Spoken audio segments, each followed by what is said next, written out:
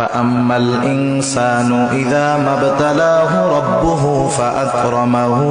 ونعمه আল্লাহ রাব্বুল আলামিন বলেন ফাআম্মাল ইনসানু ইযা মাবতালাহু রাব্বুহু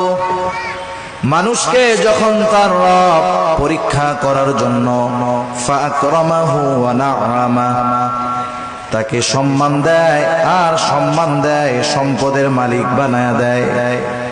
একটু খেয়াল করেন আল্লাহ তাআলা বলতেছেন মানুষকে পরীক্ষা করার জন্য যখন তার রব তাকে সম্মান দেয় সম্পদ দেয় তাকে নেয়ামত প্রদান করে সে নামাজ না পড়ুক রোজা না রাখুক সে মানুষের কাছে বলে বেড়ায় ফায়াকুলু রব্বি আকরামান আমার রব আমাকে সম্মানিত করেছে। আল্লাহ তাআলা বললেন আমি মানুষকে সম্মান সম্পদ নেয়ামত পরীক্ষা করার জন্য দেই